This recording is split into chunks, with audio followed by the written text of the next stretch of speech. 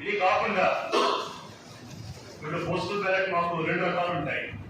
All agents కి, candidates కి already తెలుసుకున్నది. జస్ట్ ఫర్ రిపిటేషన్ అయితే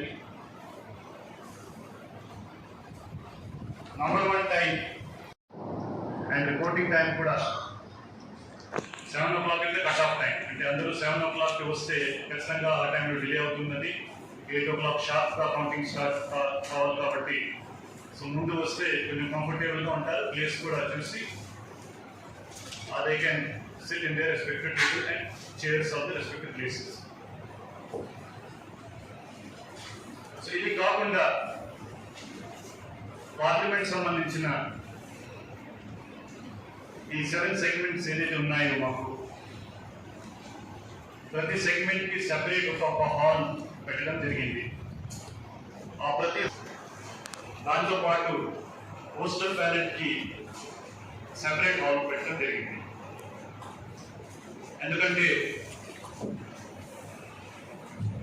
శ్రీకాకుళం జిల్లాలో శ్రీకాకుళం బీసీ సంబంధించిన పోస్టల్ బ్యాలెట్స్ ఇలా దాదాపు 24-25,000 మంది దగ్గర ఉన్నాయి.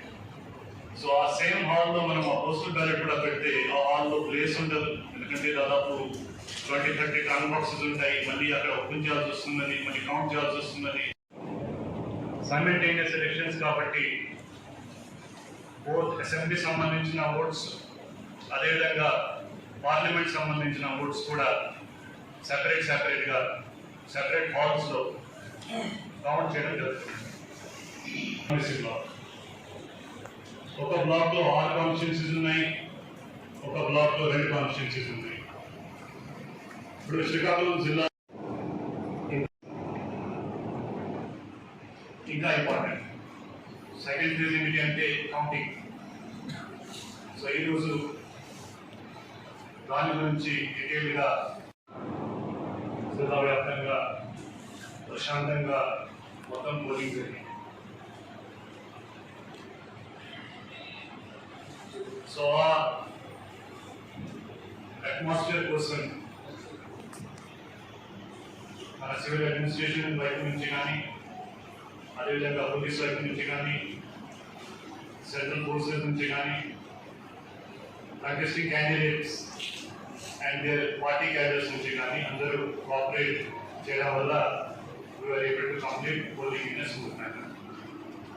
So I would like to thank all the political parties, the contesting candidates, all the cadres of the various candidates for maintaining law and order limits. Discussions arguments కూడా పెట్టుకోవడానికి వీల్లేదు. మీ party వాళ్ళతో ఎటువంటి ర్యాలీలు ఎటువంటి మీటింగ్లు పెట్టుకోకూడదు అనేది ఉంది. జూన్ 6 వరకు కూడా మోడల్ కోడ్ ఆఫ్ కండక్ట్ అనేది మనకు అమల్లో ఉంటుంది. కాబట్టి వీటన్నిటిని మీరు దృష్టిలో పెట్టుకోవాలని కోరుతున్నాము. డిస్ట్రిక్ట్ పోలీస్ కమాండ్ కంట్రోల్ సెంటర్లో మనకు 24/7 దాదాపు 550 సీసీ కెమెరాలతో పాటు ఈ డ్రోన్ కెమెరా ద్వారా కూడా వాటన్నిటిని రికార్డ్ చేయడం జరుగుతుంది. మనకు Shivani college no fly zone లేదా రెడ్ జోన్ కింద దాన్ని ట్రీట్ చేయడం జరిగింది. సో అక్కడ ఎవరైనా సరే ప్రైవేట్ వ్యక్తులు వచ్చి డ్రోన్స్ ఎగరవేయడం మామూలుగా రెగ్యులర్ గా ఉన్నటువంటి చెక్ పోస్టే కాకుండా వాహనాల తనిఖీ కూడా 16 సున్నితమైన సమస్యాత్మకమైన ప్రాంతాలలో రోడ్ల మీద వెహికల్ చెకింగ్ చేయడం జరుగుతుంది. దీనికి అందరూ కూడా సహకరించాలి. అదే మాదిరిగా లా అండ్ ఆర్డర్ పికెట్స్ కూడా సెన్సిటివ్ విలేజెస్ సమస్యాత్మకమైనటువంటి కొన్ని గ్రామాలను గుర్తించాము. ఇవి అదేవిధంగా గతంలో వీళ్ళ మధ్య ఉన్నటువంటి వర్గాల మధ్య ఉన్నటువంటి ఘర్షణలను దృష్టిలో పెట్టుకొని కొన్ని సమస్యాత్మకమైనటువంటి గ్రామాల్లో గుర్తించి అక్కడ పికెట్స్ పోలీస్ పికెట్స్ వేశాము.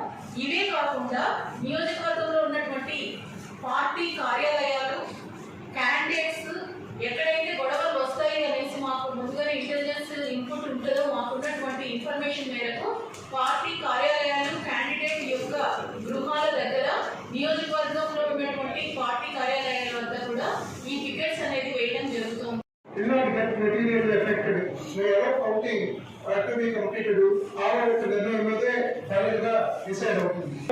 In the absence of any otherwise direction from ECI, returning officer declare the result.